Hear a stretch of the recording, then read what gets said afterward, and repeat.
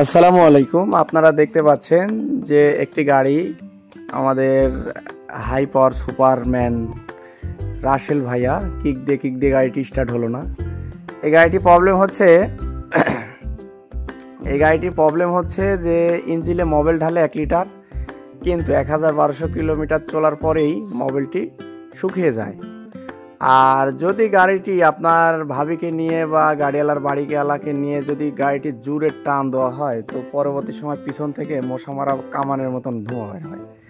মানে এই গাড়িটির প্রবলেম হচ্ছে রিং পিস্টন দুর্বল।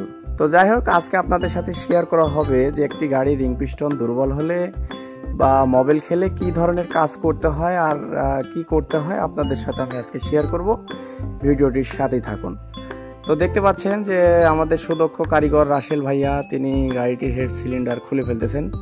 তো দেখতে পাচ্ছেন যে কি দ্রুত, মানে একটু আগেই তিনি স্পিড খেলেন, খাওয়ার পরে স্পিড বাড়িয়ে গেছে। যাই হোক, খুব দ্রুত গতিতে তিনি গাড়িটি খুলছেন। খোলার পরে রিং পিস্টন মানে হেড সিলিন্ডারটা খুলে ফেললেন। খোলার পরে ক্লাসে প্রবলেম ছিল, মানে কিক দিলে কিকটা স্লিপ করতেছিল। তো সেক্ষেত্রে এই ক্লাস সাইডটাও খুলতেছেন।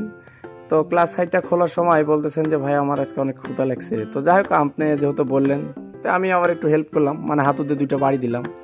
তো যাই হোক, আমি বললাম যে তুমি হেড সিলিন্ডারটা ভালো করে খুলে দাও, খোলার পরে আমাকে দাও, আমি একটু পুঠিয়া থেকে ঘুরে আসি।